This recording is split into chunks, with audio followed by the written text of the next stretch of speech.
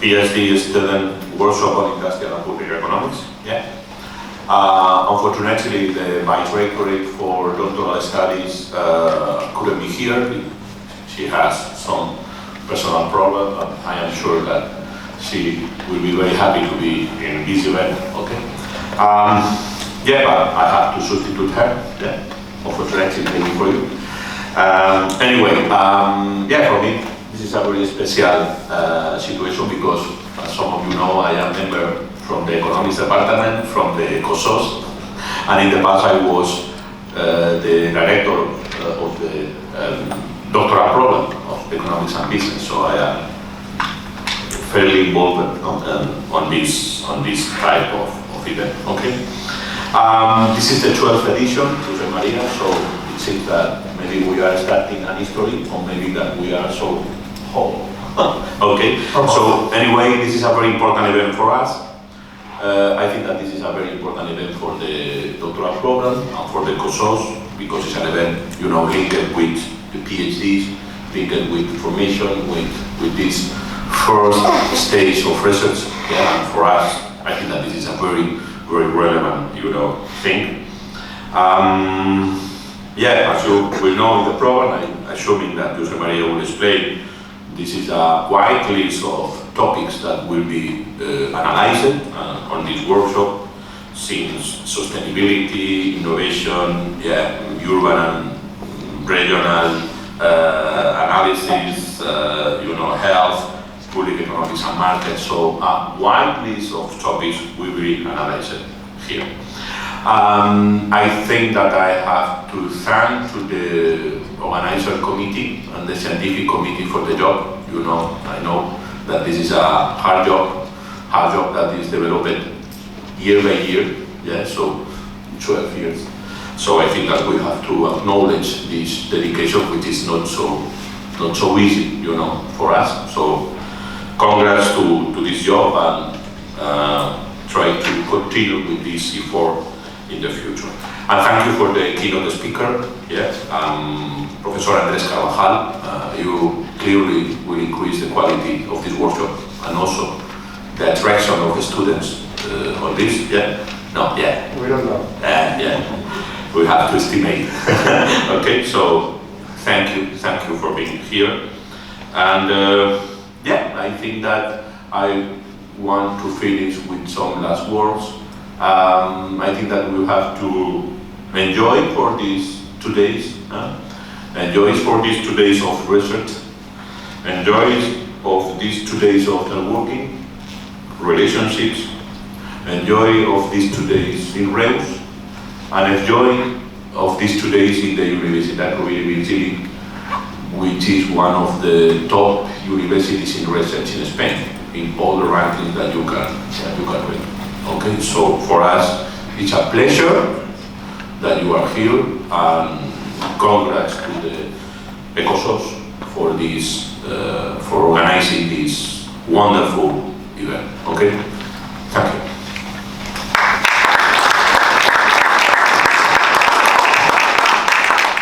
Well, many thanks, Professor Duro, for this nice work, for being here and for supporting this event. As you may imagine, it's a pleasure to open this 12th edition of the PhD-Student workshop on industrial and public economics. We started 11 years ago, and at the very beginning, it was the work combines that this kind of training activities were very important, not only for us as an economics department or as a research center, but also taking into account which is the main aim of the university as a whole.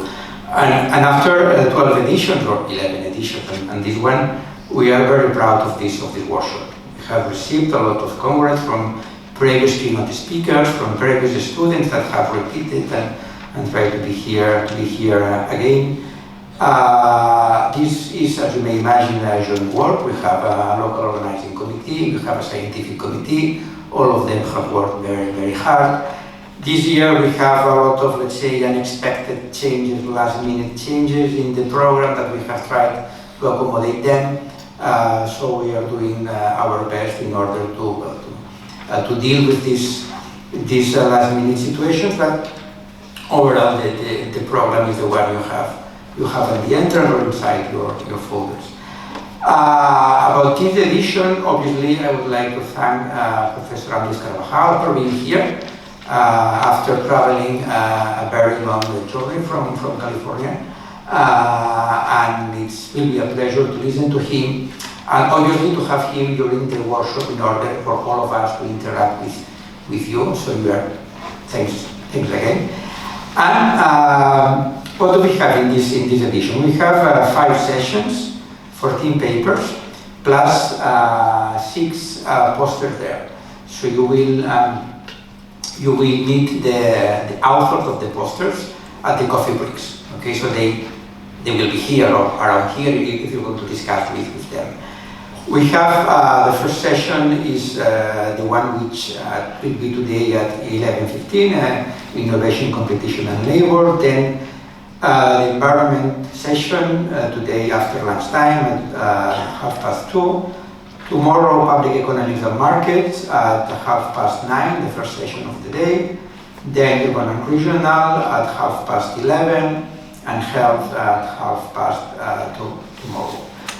We have allocated 30 minutes for each presentation, which means around 20 minutes per paper, plus 5 minutes the discussion, plus more or less 5 minutes the open questions. Okay, but you will, as this is, let's say, a very small event, you will have the opportunity to interact with everybody here during the 2 days of the workshop, so that you will, if we have to, let's say, stop the discussions because in order to avoid being late, so don't worry, because you will have plenty of opportunities in order to continue the academic discussions.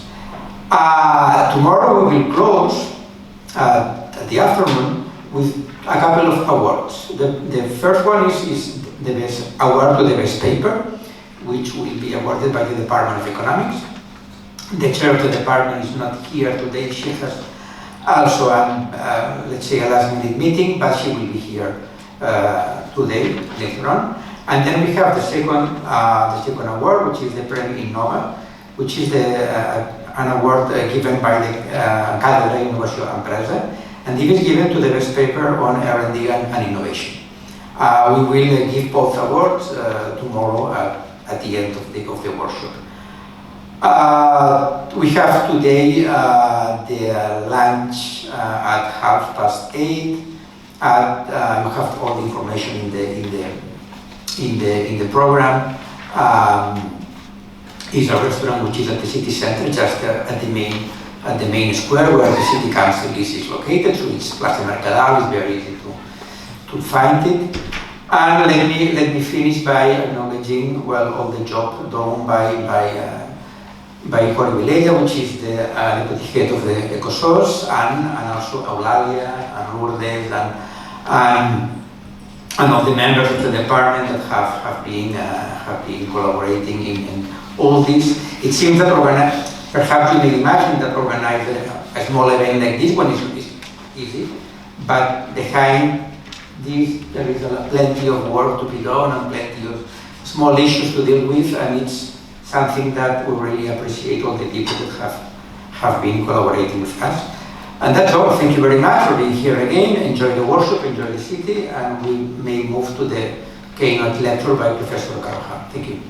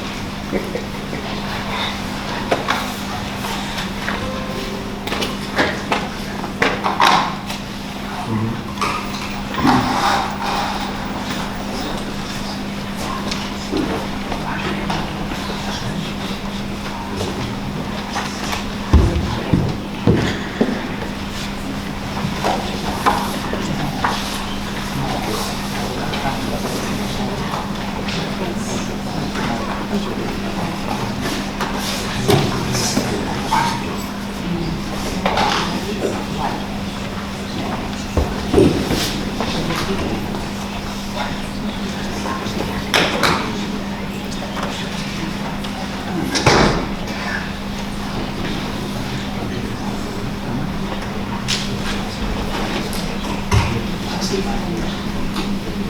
dia a tots.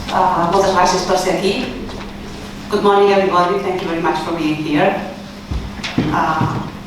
I would like to thank you, all of you, for coming here to this 12th PhD student workshop on industrial and public economics. It is a pleasure for me, a big pleasure, to introduce you to Professor Andrés Carvajal, who will be the keynote lecturer, and he's going to talk us about memòria esbiaixada i volatilitat dels preus dels actius financers. Thank you very much.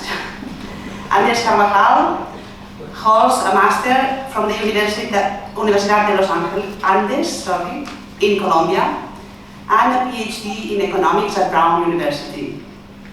Actually, he is professor at the Department of Economics of the University of California at Davis, and he is a adjunct professor at the EPGE, Escola, I don't know if we will say it right, Escola Brasileira de Economia e Finanças in Brazil.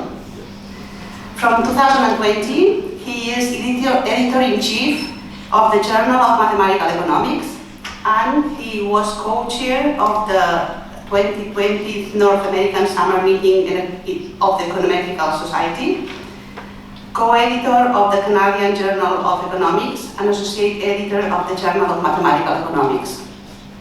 His research interest is related to economic theory, with emphasis in general equilibrium, financial economics, and mathematical economics. His work appears, among others, in Journal of Economic Theory, Econometrica, Mathematical Social Science, Journal of Mathematical Economics, and Journal of Economic Theory. In addition, I would like to point out that, in particular, he has a very nice book called Matemáticas para el Análisis Económicos, such that, together with 6-8 and Hammond, that I would like to say that we do recommend it to our students of mathematics. So thank you very much for writing it. It's a nice book. So we were very interested in what he's going to talk us about. Please, once again, thank you very much for coming with this long trip that you have done and for accepting our invitation. Thank you. Thank you, Cory. It's a pleasure for me to be here in Reus. It's my first time, and from what little I've seen, it looks like a very beautiful place to visit. So thank you for organizing the event. I hope that I can meet as many of the participants as possible. I've always thought that, yeah, we do research and all of that, but the main role for us academics is to train the next generation of academics. So it's one of the things that I enjoy the most, to get to know the future of the profession. I probably have little interesting to say, but I'll try. And yeah, let's hope that the event is a success, which I'm sure it's going to be. Okay, so the topic of my paper, I warn you, it's a theoretical paper. I try to keep the crazy under control, and by that I mean I promise that there will be only one truly dreadful slide that I have to show for completeness, and I'll walk you through it without, hopefully, too much pain. So I'm going to try to give you the most intuitive version of what the paper is about. It's joint work with Kees Ketipo from the University of Waterloo, a very junior but very promising theorist. So the motivation of the paper is something that is relatively well known, or I think it's very well known, and it is that when we look at prices, markets out there, prices are notoriously volatile, and we see prices change a lot in many markets. It's the main focus has been financial markets, but this is true of many other markets. I understand that some of you work on electricity. Prices are very volatile in the electricity markets. Prices are very volatile in commodity markets.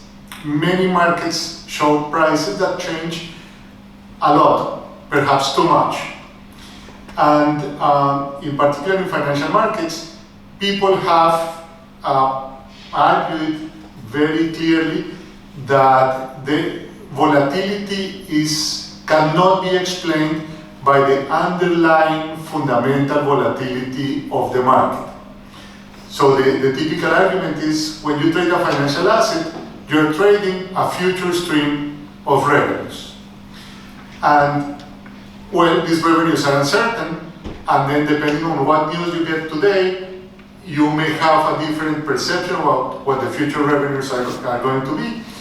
And if you try to correlate the change in prices with the arrival of information and the underlying uncertainty about the payoffs of the assets, the volatility of these fundamentals is very small relative to the very large volatility of prices.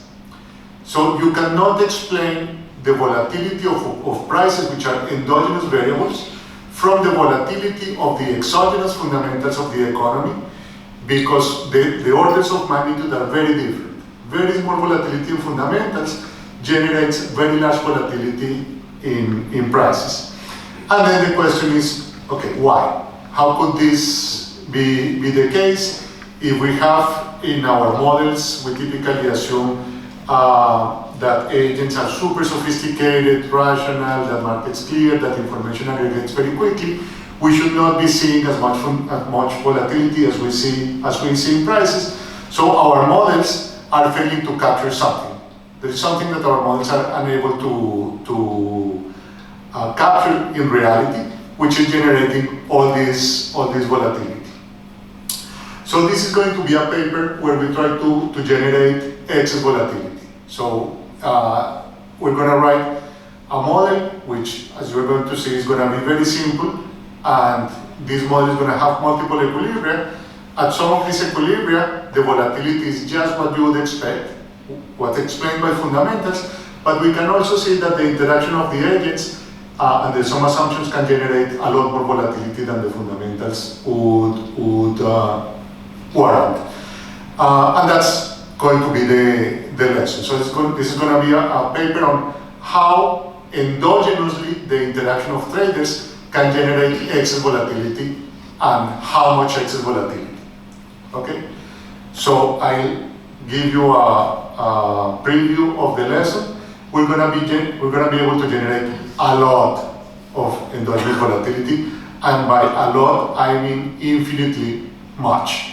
We're going to be able to generate infinite amounts of volatility from very, very, very little assumptions.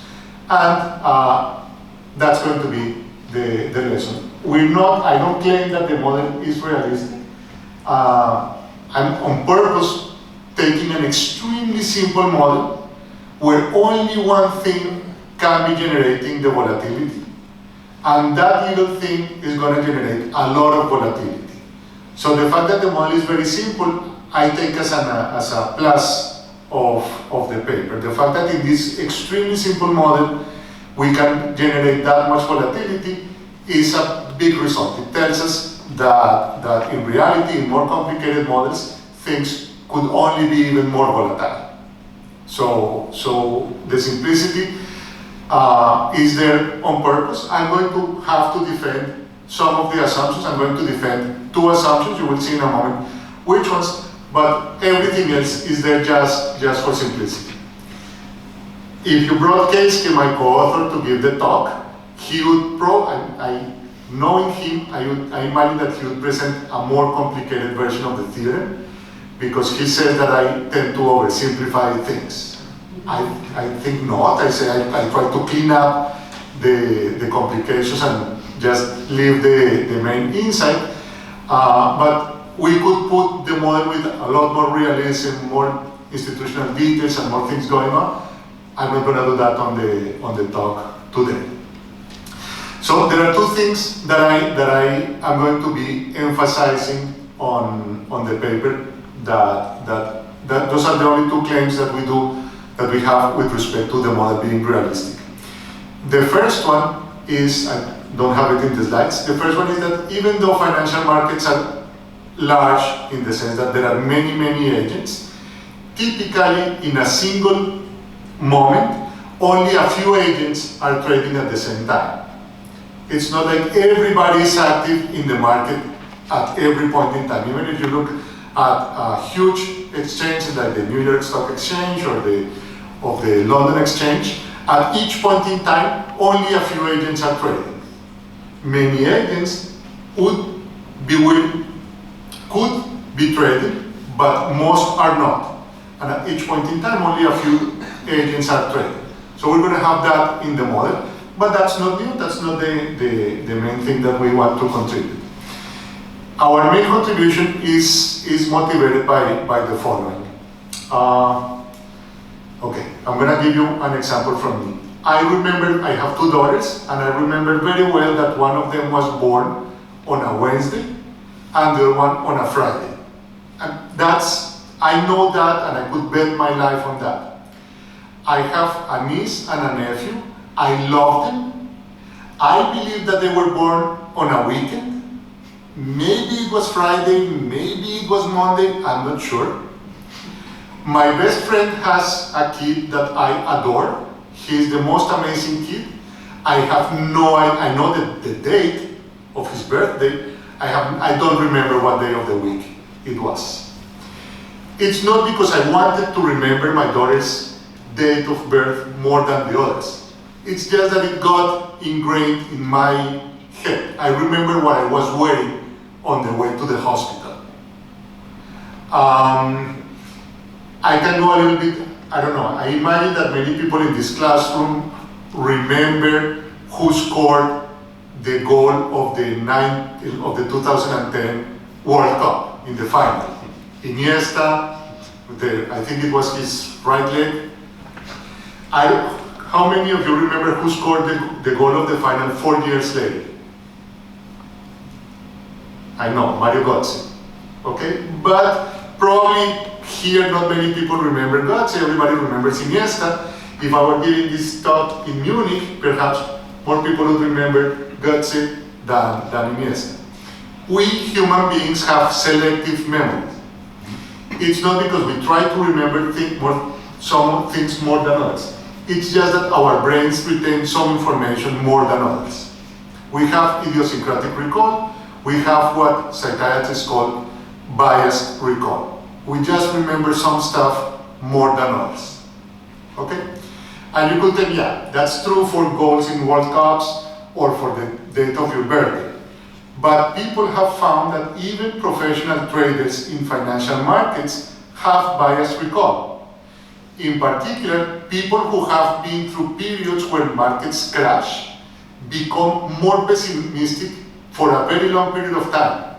And people who have been active when the market booms become super optimistic for long periods of time. Everybody knows that the other thing happened.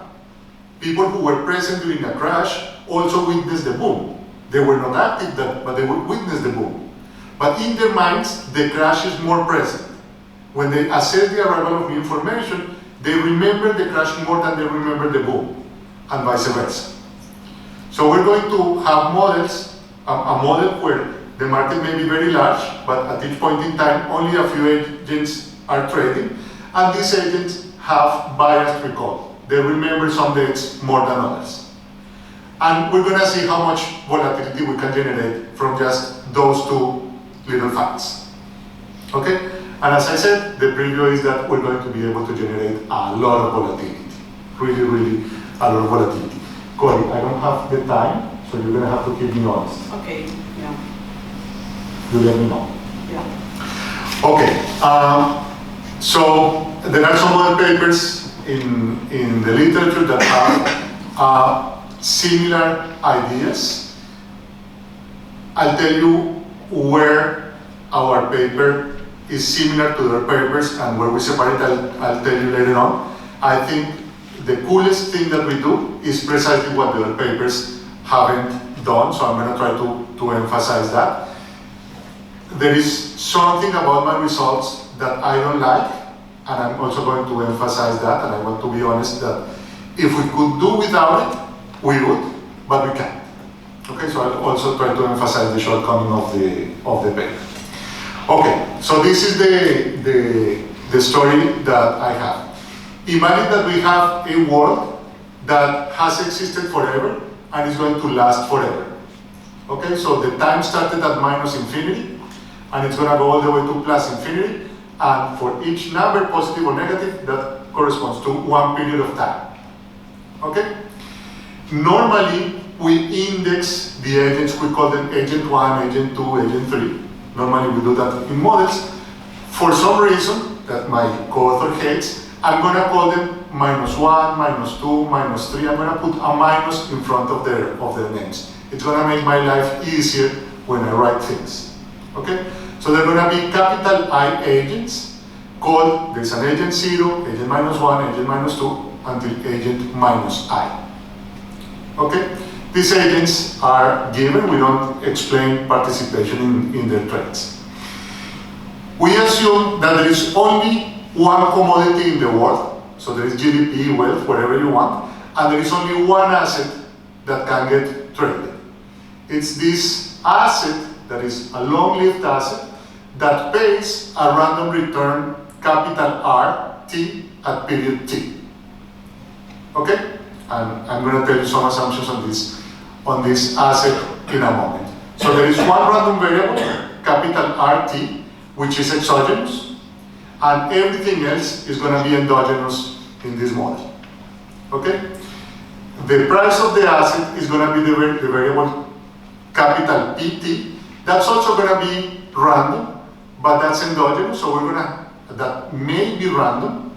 It is endogenous, so we have to explain what the prices are. What's exogenous here, the fundamental, is this random variable RT. Okay?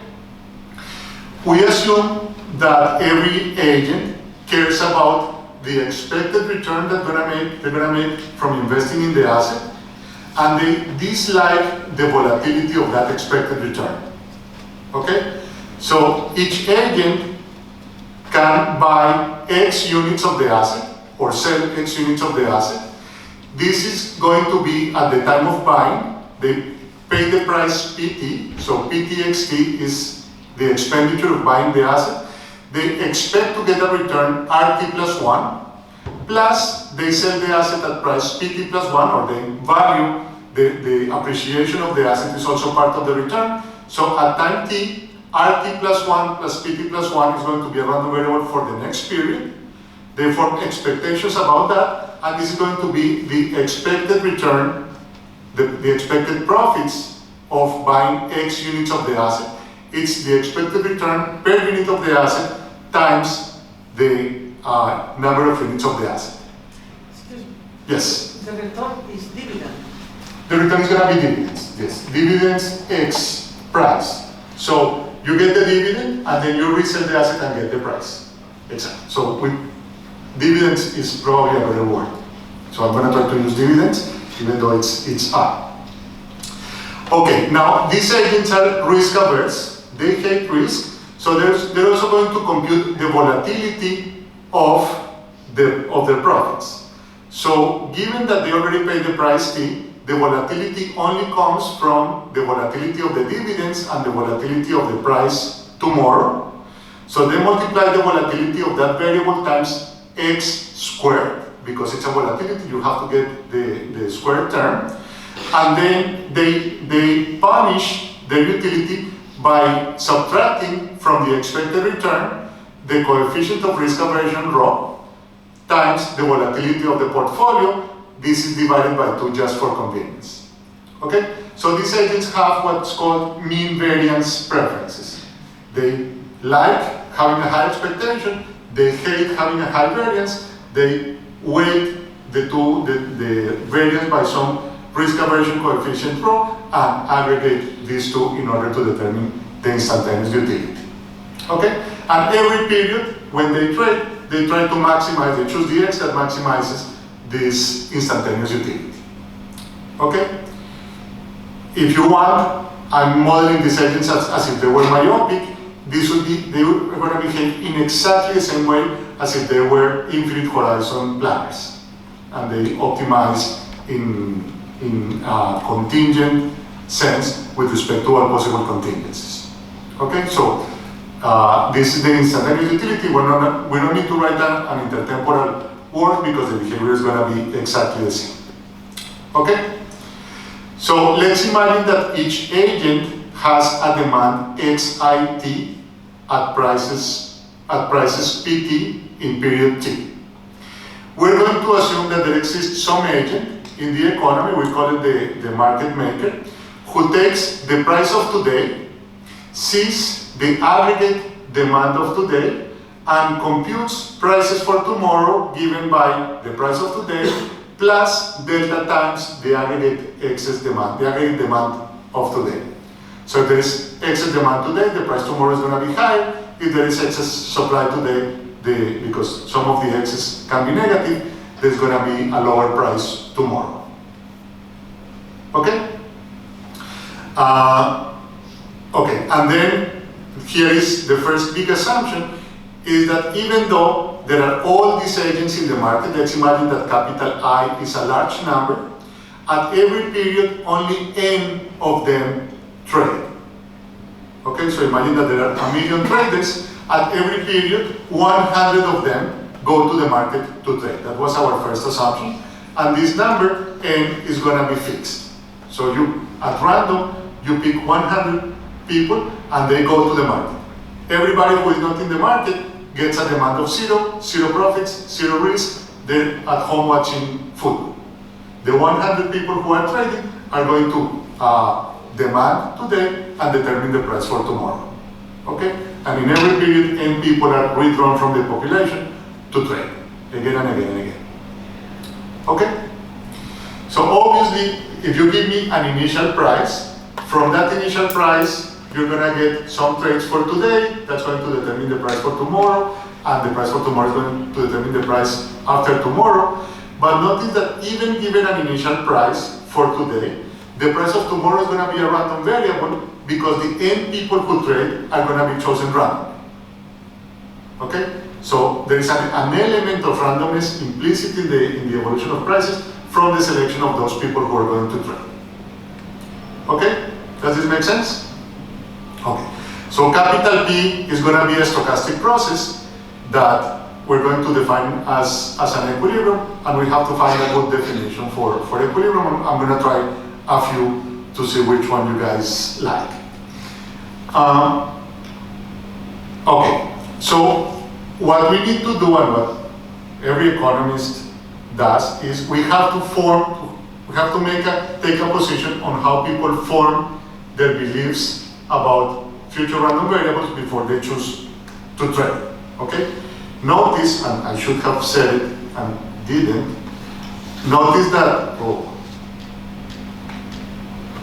in my preferences, I have the expectation of agent I and the volatility of agent I. Okay? So this is not the volatility necessarily of the random variable.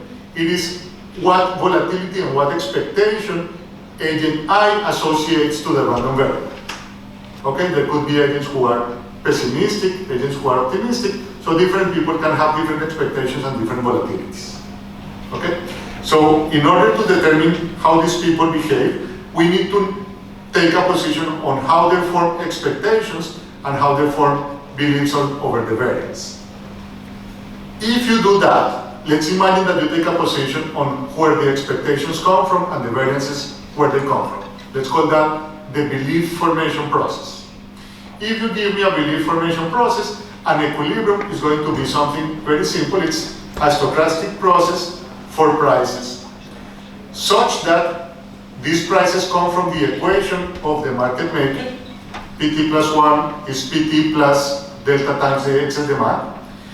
The agents are demanding optimally given their beliefs when they are active, and then the beliefs are consistent with the price with the stochastic process given the belief formation process.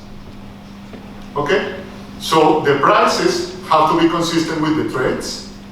The trades have to be consistent with the beliefs, and the beliefs have to be consistent with the prices. Okay? Once we put a belief formation mechanism, right away we have a definition of equilibrium. Okay? Now, I remember that I said I'm going to call them -1, -2, -3. Okay.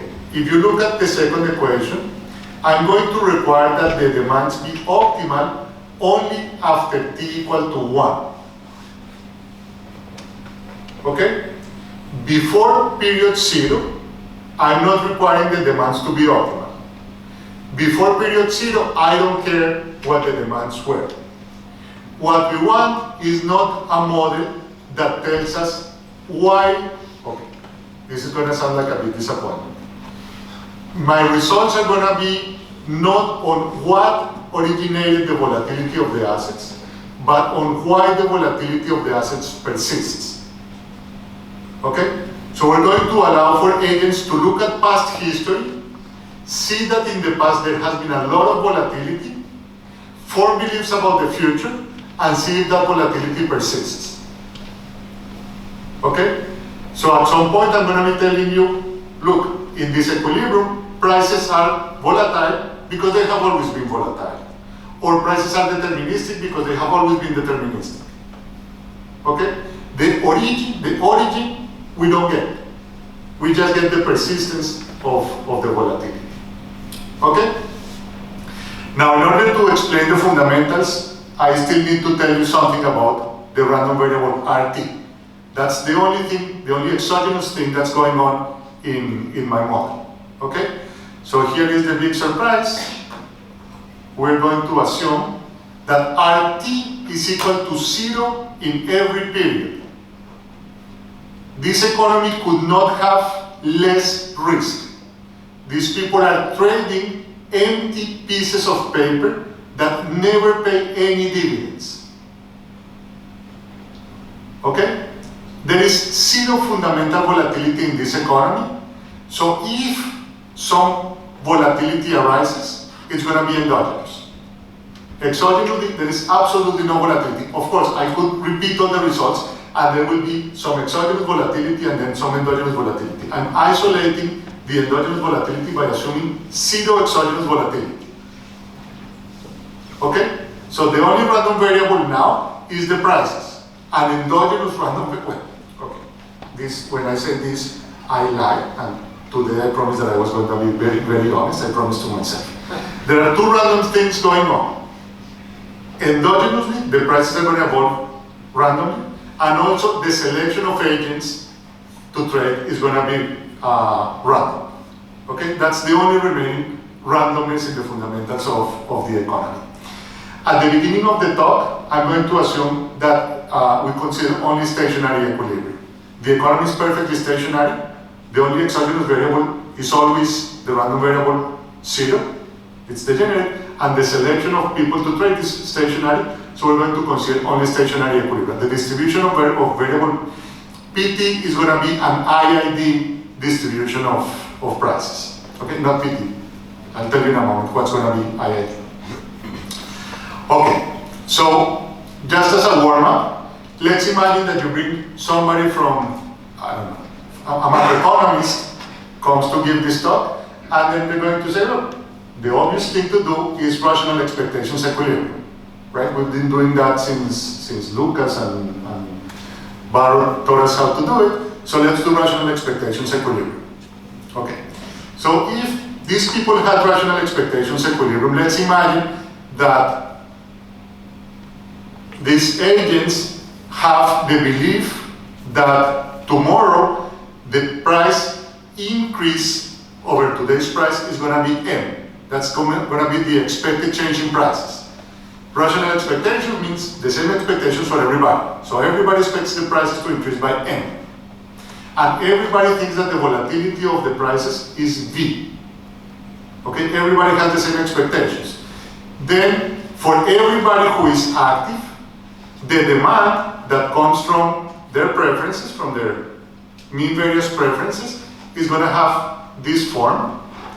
It's going to be how much they expect price to go up, divided by the 2 things that they dislike, the volatility of the price and the coefficient of risk aversion. Okay, so this is going to be their demand. The market maker sees n guys, n randomly selected people who come to trade, and these people have this demand. So each of them demands this many units. So this is the aggregate demand, n times m divided by rho times v. And then that's going to be the price of tomorrow. Okay? Now notice that on the right hand side, everything is deterministic. There is no random variable on the right hand side. So this thing just became deterministic. The evolution of prices is going to be deterministic. If you tell me what the price is today, I tell you for sure what the price is tomorrow, because I know what the expectations of everybody is, and I know what the volatility of everybody is. Okay? But if the prices are deterministic, then V is 0. Right? The volatility of a deterministic process is 0. So we end up with an equilibrium where the volatility for everybody is 0. When you have 0 volatility, the only equilibrium that can exist is for the prices to be constant, because if the prices are going to go up, everybody is going to be demanding infinitely large amounts. There is no volatility. If the prices were going to go down, everybody will be supplying infinitely large amounts because prices are going down.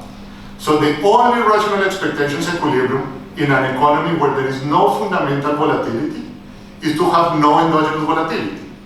The prices become deterministic. Since this asset is empty pieces of paper, the price is 0 at every period in the economy and nobody trades. Okay?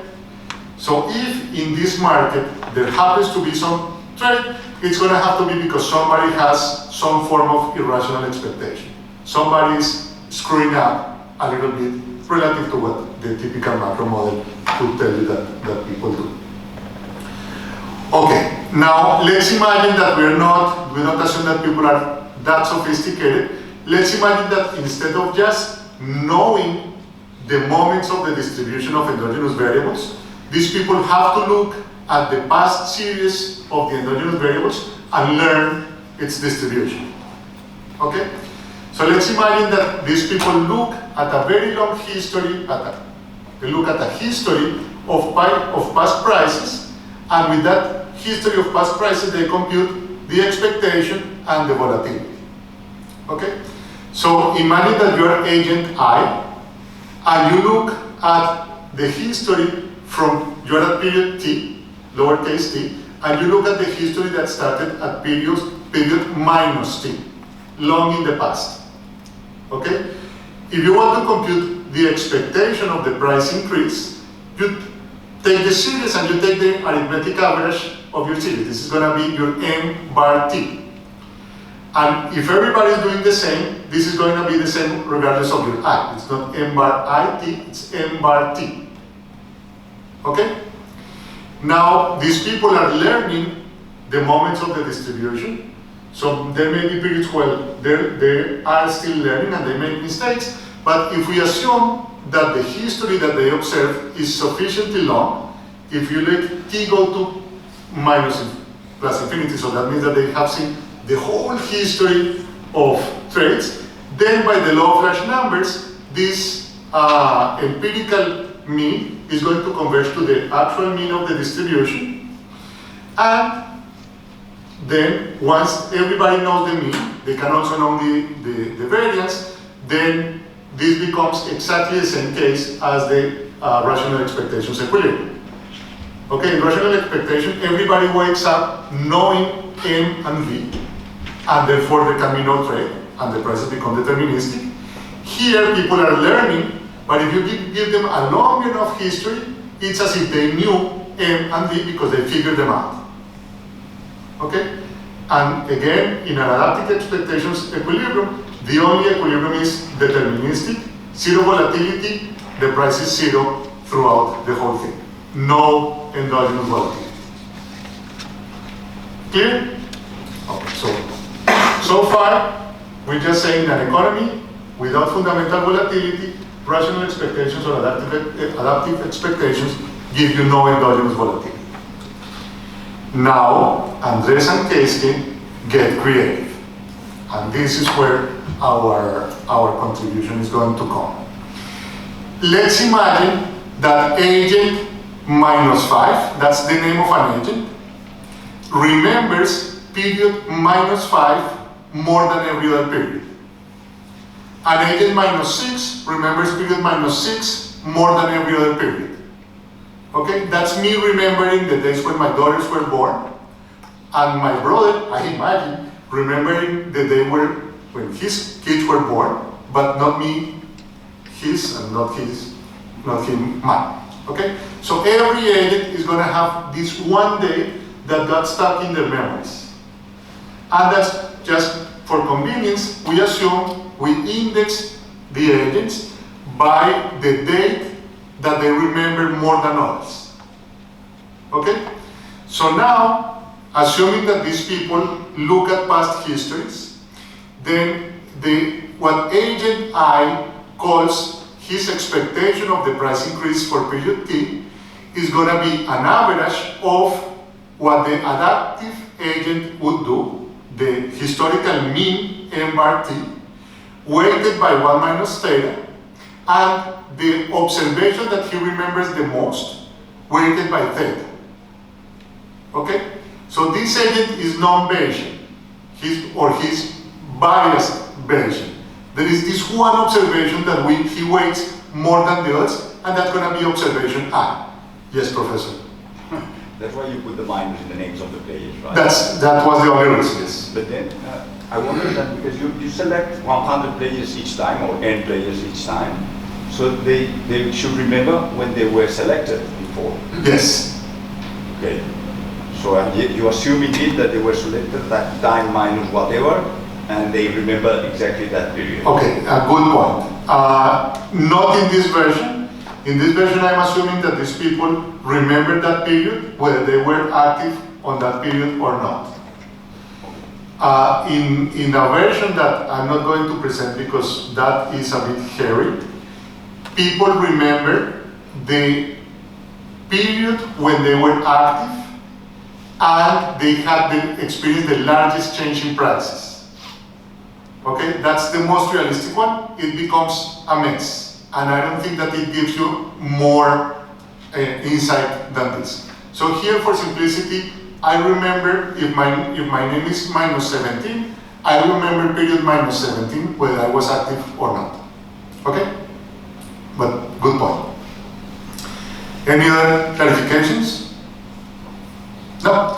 Okay. So here is this guy whose M is now MIT, like the famous university, and this has a genuine I because it's going to be different for different agents. Okay? Now, we are going to assume for simplicity that everybody gets the volatility right. They all get the variance right. They have biases in the expectation. Okay? That's a bit strange, but bear with me. This makes my life and yours a little bit more pleasant. Yes? Sorry to interrupt, but so each agent remembers one period? Okay, they have access to the whole history. Okay, that's how they can compute M bar T. Each agent remembers one period a little bit more. They overweight one period. But so they participate in the market only once before? No. Sorry. Sure. In this version of the model, the recollection of one period and the participation in that period are separate. Okay, whether I was present in my period or not, it doesn't matter. I look at the whole history, but for some reason, when I take up historical averages, I overweight the observation that corresponds to my period. Okay, and everybody has their own period that they overweight. Okay? Okay, so let's assume that they have the right volatility, and now the trade that they're going to make is their own expectation of the price increase divided by rho times V if they're active, and 0 if they're not. Okay? Now, this is MIT. If we let T go to plus infinity, if we give them a very long history of observations, this M bar is going to disappear. Okay, let's assume, I didn't say this correctly. Let me assume a process without drift. Okay, let's assume that the prices are stationary in expectation. Okay, so the expected increase is 0. M bar T need not be 0 when the sample is small, but if you let the size of the sample go to plus infinity, then M bar T is going to converge to 0. So each agent is stuck only in their values. The agents who remember a period where the price went up are willing to buy. The agents who remember a period when the price went down are willing to sell. Okay, just because of their own recollection. Okay, so Mi, this demand is going to become theta times this number divided by rho times D if the agent happens to be active. Okay? Now, let me conjecture, for no good reason, that the equilibrium is a normally distributed stochastic process with 0 mean and variance V. Okay, so let's imagine that this is a discrete time Brownian motion with variance V, which is endogenous. I have to solve for V. Okay, this is the distribution of prices, so we're talking about an endogenous object. I have to solve for V. If we assume that the population of traders is sufficiently large, then when I look at the cross-section of individuals, and each one of them is looking at one realization of the random variable, the cross-section is going to look like the distribution of prices. Right? If you take infinitely many realizations of a random variable and you put the cross-section, it's going to look like the random variable. Okay? So if I take Mi and I take n agents randomly, it's like taking n observations of the normal with mean 0 and variance theta squared times V. Because these people, this has distribution with variance V, and it's multiplied by theta. Okay? So Mi is distributed according to this. Now, look at this equation. This is the market making equation. This is the sum of IID normally distributed random variables. That is a normally distributed random variable with this volatility. Okay, if you add normals, if you add IID normals, you get normals. The mean is not going to change because they were all 0 mean. The variance is going to get multiplied by this constant square, plus there are n of them, so you get this n here in front. Okay? Now, in order to find the equilibrium, this is the only step where we need to do some algebra, is that this is what the model tells us the volatility is supposed to be. But we're assuming that the volatility was V. So we need to find a fixed point of this distribution where V happens to be equal to this. Okay? And then we can find an equilibrium with a normally distributed positive volatility V that depends on the number of agents, the sensitivity of the pricing equation, the bias theta, and the coefficient of risk aversion. This volatility is completely endogenous to these people's trade. It is the volatility that comes from the dispersion of beliefs in the population.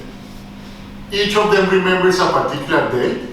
Some of them are optimistic, some of them are pessimistic. Because of that, some of them buy, some of them sell. And when they keep doing that, then the volatility perpetuates. Because you're drawing people with this volatility and they trade, the volatility persists. Okay? So now we have an equilibrium where prices are normally distributed because they have always been normally distributed with no fundamental volatility. Rational expectations would give deterministic equilibrium, and now we have volatile prices just because of the biased memories of these individuals and their endogenous trade. Okay? So this is the first example of purely endogenous volatility. It is in this paper, and it is in a couple of recent papers that have different settings, but we cannot generate positive volatility like this. How am I going in time? Good.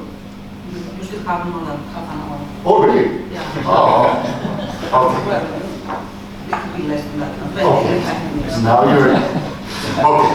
So, does this make sense so far? I'm about to do the magic. So until now, this has been nice and friendly. No, I'm just thinking. Yes. You assume that Asians remember one period. Yes. Only. On You remember okay. the 2 days So of then, your daughters. no, then it means what we mean by one period. These people remember the whole history. They have access to the whole history. They overweight one period. One. Yes. Is it very dependent on 2 periods? No. On remembering 2 periods? No.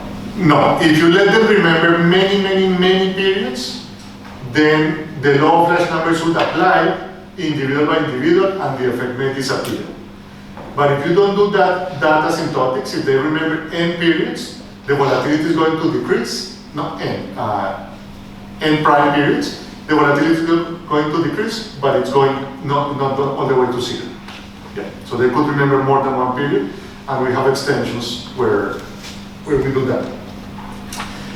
Especially remember more than one period, yes. Okay, so here comes where this paper is different from us. This is our first result. Suppose that all the agents have biased memory. We have a discrete time Brownian motion process as the limit when you have long histories and large populations. These people can generate all this volatility endogenously. Now, here is the part that I like the most. Okay, so I'm not going to bother you with this. This is not the dreadful slide. I assume that the mean was 0. We can prove that that's the only mean that can survive. You cannot sustain drifts, positive or negative, in the stochastic process. It has to be a 0 drift process. Endogenously, the only n that can survive is n equal to 0. Okay? So that was without loss. And I don't want to emphasize that.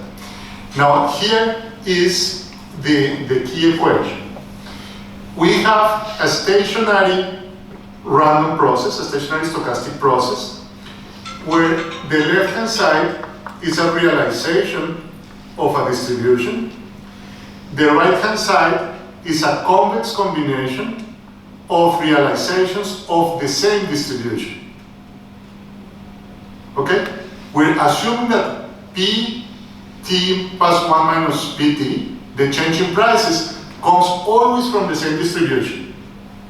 And it turns out that that distribution has to have the property that each realization can be written as a convex combination of n IID realizations of the same random variable.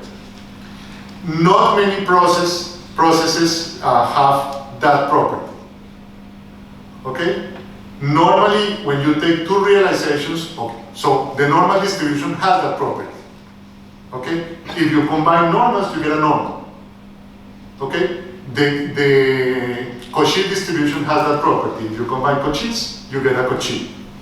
But many other distributions don't have that property. Okay? So this tells us that there is a bound to the family of equilibria that we could construct for our economy. All our equilibria have to come from stochastic processes that have the property that convex combinations of their own IID realizations follow the same distribution as the variable itself. Okay? Which is the family of stable distributions. Okay? So we now know that all our equilibria have to be in that family. Normal is one stable distribution. Cauchy is another stable distribution, but it's not that large as a family. So it turns out that any stable distribution, some people call it alpha stable distribution, has to have a characteristic function of a distribution that is characterized by 4 parameters. Okay, so we're leaving all our equilibria have to live in this family that is characterized by these 4 parameters. By the way, this is the dreadful slide. This is the one that looks pretty bad. I just want to show you what the 4 parameters are and do. The first parameter, mu, is going to be, intuitively, it's like the mean of the distribution. It's called the location parameter. Okay? If you have a normal with, take the canonical normal 0, 1. If you add a constant mu, it becomes the normal mu 1. Mu is the location parameter. Okay? Take a 0, 1, normal 0, 1, and you multiply it by a constant, what did I call it here? Gamma. Okay? That's going to give you a normal with 0 mean and variance gamma squared. Okay? Gamma is called the scale parameter. It is what you get, what happens to the distribution when you multiply it by a constant. Okay? This beta is called the symmetry parameter. It tells you the extent to which the distribution looks the same to the left and to the right of mu. Okay? In the normal distribution, we have mu, we have the variance. Beta in the normal is 0. Okay? It's an unskewed distribution, so it has symmetry parameter equal to 0. Any value between -1 and +1 is valid for this family. In the case of the normal, it is 0. And then there is this key parameter here called alpha, which is new, and it's going to give us a lot of joy or pain, I don't know yet. This alpha is called the stability parameter. When you take a normal or any random variable and you multiply it by a constant, the variance of that random variable is the constant squared times the original variance. 2, that squared, is the stability parameter for any probability distribution that has a variance. Okay? That number 2.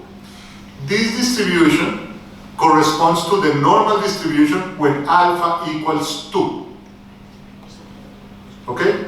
Alpha equals 2, this distribution is going to be the normal distribution. Beta doesn't matter, it disappears because of something that is happening down here with alpha. Okay? So the family of stable distributions has as a particular case the normal distribution when this one parameter called alpha, the stability parameter, is equal to 2. Okay? It doesn't have to be 2. Many other distributions have well-defined probability distributions with alpha less than 2. Any number greater than 0 would do.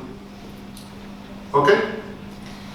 So the good news is that we know, because our model has to satisfy this, we know that equilibria has to come from the family of stable distributions.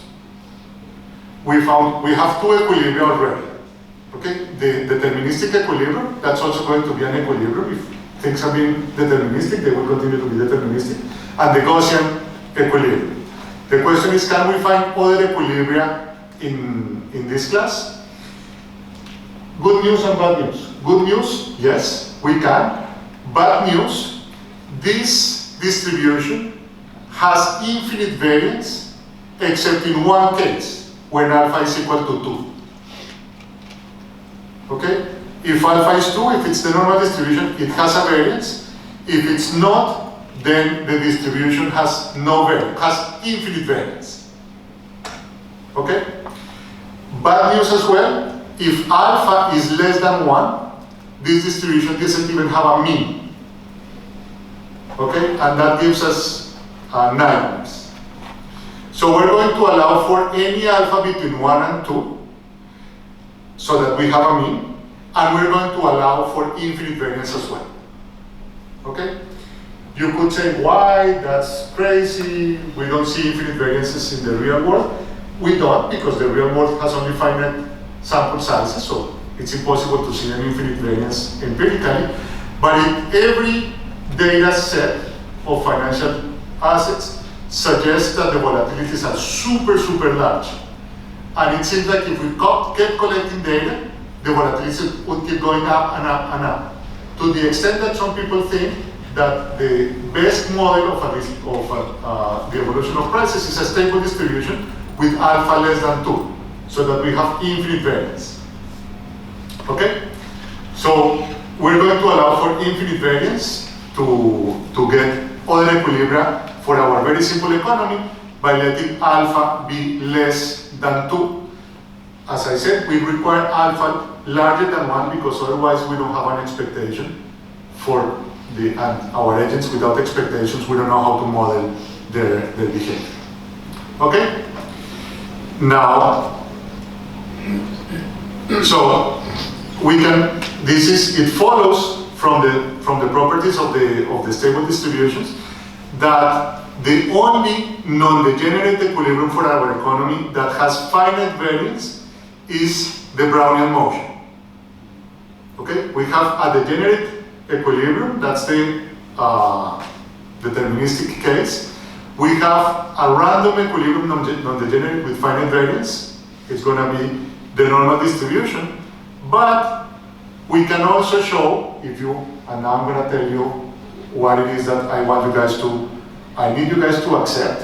If not, then I end the paper here. We can generate more equilibria, but remember that we had assumed from the very beginning that these people cared about the expected payoff and the volatility of the payoff, the variance.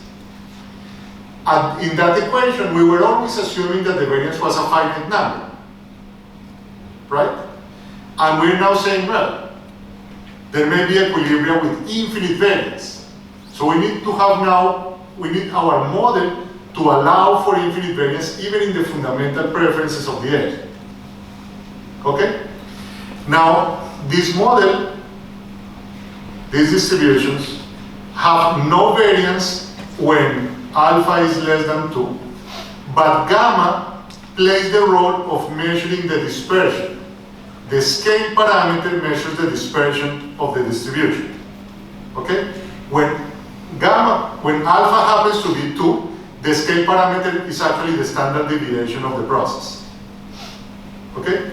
When gamma is less than 2, the integral squared becomes plus infinity, but you still have a measure of a more dispersed or less dispersed process by controlling for gamma, the scale parameter.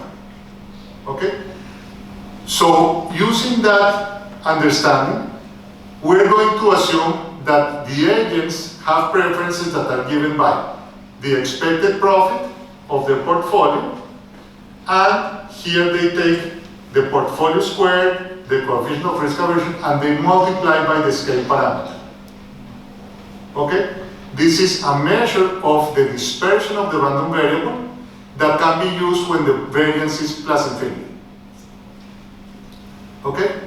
If we don't put another term here, it would not be legitimate for us to claim that that other thing was an equilibrium.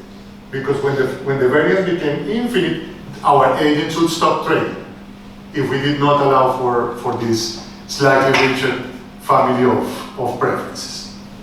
Okay? Okay, so here goes the next result, and hopefully this is going to be my selling point. Suppose that I assume that, okay, I'm going to assume that the process is symmetric. We can prove that it has to be, but for the moment, let me make it an assumption. We already proved that the process has no drift, no drift in equilibrium for our economy. So I'm going to assume that the process follows an alpha stable distribution with stability parameter A and scale parameter C, which are endogenous. I have to solve for A and for C in our definition of equilibrium. Then we can prove that if you take a very long history for forming expectations and the population of agents is sufficiently large, then the process of a stable distribution with this volatility, or we can show that the process converges to the stable distribution with this scale and this stability coefficient and this scale coefficient, and then we have to solve endogenously for this to be equal to C. Okay? So we're going to get this expression that depends on A. Okay? If you remember my previous expression, there was a square root of n. That was the finite variance case when A is equal to 2. Okay?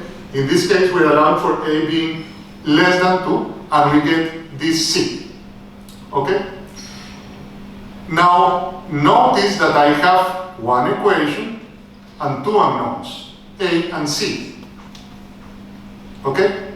I can pick any A, compute this C, and the distribution with that A and that C is going to be a symmetric alpha stable distribution, and it's going to be an equilibrium for our economy. So not only do we have the deterministic equilibrium, we also have the finite variance Gaussian equilibrium, and we have a whole continuum of equilibrium. For any A, for any stability coefficient A between 1 and 2, I can find an alpha stable equilibrium with this scale coefficient. Infinite volatility, infinite variance, but larger scale depending on A. So we have infinitely many equilibria, and only one of them has no endogenous volatility, the deterministic equilibrium. Our model with zero fundamental volatility in terms of dividends allows us to generate not only finite non-zero variance, it allows us to generate infinite variance just through the endogenous recollection of past observations. Okay? So in some sense, it's not a surprise that out there we see prices that are more volatile than the fundamentals would warrant. The surprise is that we don't see even more volatility, because it just requires people to trade with imperfect recollections of the past to generate as large as volatility as you want. Any possible volatility, any possible scale can be generated by the right system, and it's completely endogenous. There was no fundamental reason for this volatility except for the selection of a few agents to trade and the fact that these people have unbiased memories. 5. 3. Okay, so this is the next result. Suppose that, okay, yes? Can you put one? Before? Yes. In the initial model, the agents, the characteristics of the agents are the expectations and also the volatilities, right? What do you mean by characteristics of the agents? I don't know, you put an I yes. above the expectation and above the volatility. But in that model, in the side of the volatility, you don't put the I. So everybody has the same. We simplified that at some point. You need to do it, I guess. Well, look at how much we're doing just with the expectations. Yes. If you give me room to play with the volatilities, so yes, at some point, we assume that everybody got the volatility right, and they have the expectation wrong. Okay? Now we are assuming that people have the expectation wrong and the scale right. Okay? Now, the reason why I asked, what do you mean by characteristics, is because I'm not assuming, these are not parameters. The expectation and the scale are not parameters. The assumption on the agents is that they're mean volatility agents. They care about the expected return and they dislike volatility. That's the assumption. Endogenously, they have to compute the expectations and the scale. Okay, so in that sense, the characteristics are not the E and the V. The characteristics is that they care about E and V. Okay?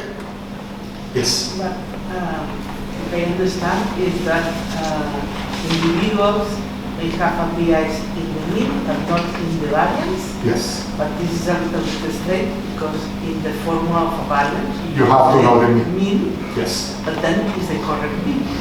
Yes. So it is, I agree, it is a bit strange, and I always say it's hard to get the variance right if you have the mean wrong. So the way I see it, it's not that these people, they understand statistics, okay, and they can see that the expectation says 0 if you want. But if they were present in a period where they had a very bad experience, then even though it's 0, they tend to act pessimistic. And if they were present in a period with good experiences, even if it says 0, they're optimistic. Okay? It is, I agree with you, and as I said, if you let me play with the variance, then you're opening Pandora's box, and now we probably are able to generate drifts and correlations and all kind of crazy things. So it's a bit for simplicity. Okay? I said that I had promised that I was going to tell you what I don't like about the result. Okay? And this is where I think I'm going to use the right word. This is where we cheat a little. I was saying, look, we're going to play with the scale, with the stability coefficient A, okay? And I changed this for stability, but I kept this power of 2 here, okay? I did not put A or 1 over A, I did not correlate it with A, okay? I don't like that because what is here, the whole product, in the previous case was the volatility of the profits, which happens to be the volatility per unit times the units squared. Here, we would like to have the scale of the profits, but the scale of the profits would not be the scale per unit times x squared. It should have it should have A there, okay? The reason why we don't do it is because with 2, the demand is going to be linear. And we can maintain the linearity that is so helpful in the previous equations. If we lose that linearity, the process becomes much more complicated, and we cannot use all the properties of alpha stable processes.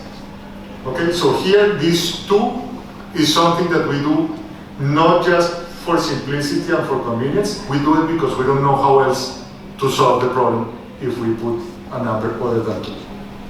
Okay? And that is, in my opinion, the big shortcoming of the paper. There are some more things that I'm not going to present that we have done and work in exactly the same direction. For instance, the fact we can model the agents as remembering the most extreme periods that they have experienced, and that only exacerbates volatility. Okay? Here, an agent is particularly optimistic or pessimistic depending on one given period. If you let them be pessimistic or optimistic, depending on how large it was, the worst period that they experienced, then of course that's going to give you more pessimism and more optimism. The problem is that it loses stationarity because the longer the history, the higher the volatility that you experience. Okay, so we have to recover stationarity using all sorts of tricks, but the results survive, and you can even generate processes with finite variance and excess kurtosis. So you can have non-normal, non-degenerate processes that give you fat tails even though they have finite variance. So we can do things like that. The one thing that we cannot get done is to get rid of that too, and that makes me sad. Okay, some tricks to, if you want to reduce volatility, we have a couple. We've been told that you always have to give a policy recommendation. So no matter how theoretical the paper is, here goes a policy recommendation. If you want to reduce the volatility in this model, if you want to reduce the volatility of prices, you may think, okay, let's have these people trade less, let's put a tax on their profits. Okay, so if you want to say, okay, I'm going to tax their profits, hoping that they trade less. That's a big mistake. If people have mean variance preferences and you put a tax on profits, they trade more. Because the tax on expectation is not going to change their gains on expectation, because they may gain or they may lose, but it's going to reduce the risk, because the government is taking some of the risk through the tax. Okay, so they trade more and they generate more volatility. If you want to reduce volatility, you have to tax the volume of trade. Okay, you tell them, if you trade this much, no matter if it's purchasing or selling, you pay a price. On trade, that's going to reduce volatility. But taxes on profits are not going to reduce volatility. I think I had one more slide. Yes. So we can also generate autocorrelation. Everything has so far been stationary for simplicity and for convenience. But we can very easily generate autocorrelation. For instance, if we allow people to trade for 2 periods, so everybody gets selected to trade, but if they trade one period, they also trade the next. Okay, and then half of the people who were trading today leave, and they're replaced by a new draw. Then that's going to generate autocorrelation, because the people who are active in one period are informative about the prices of the next period. Okay, not everything is going to wash out, because half of the people who were trading today are not going to be trading tomorrow, but half of the people are. And that can generate you some random walk with, not with drift, but with autocorrelation. And then you can not just get a variance that is already plus infinity, you can see the variance explode as you let people trade. You can use the correlation to get the variance explode. And I think that was it, if I timed myself right.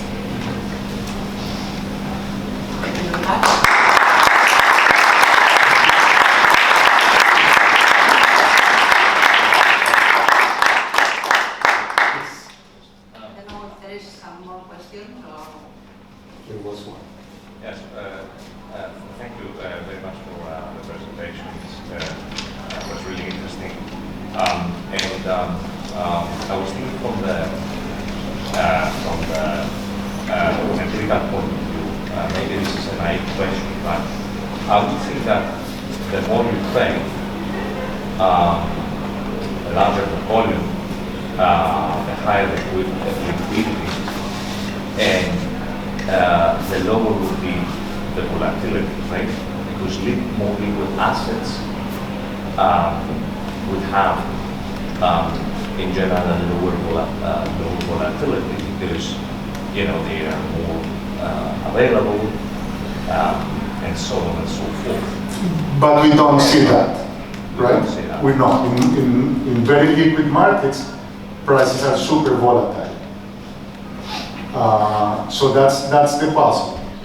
That many of the things that you would expect that would reduce volatility, the experience of traders, the availability of data, the depth of the market, would make the prices less volatile. And we don't observe that. The volatility, if something seems to be becoming larger and larger.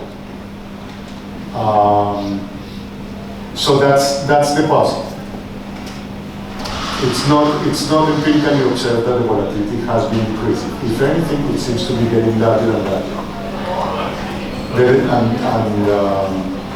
Some people are claiming that the problem with theoretical finance is that we are still using many models that assume finite variance. And they say that's just not the case. We need to have models where people deal with infinite variance, because that's the world where we live. This finite variance world is just a fiction.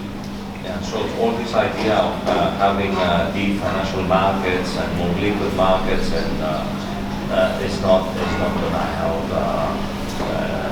reduce volatility. It's not happening. It's just not happening. The volatility doesn't seem to be decreasing now. Thank you. Thank you very much. Now it's time for a coffee break and a poster session. You can go to the posters. Thank you. Thank you.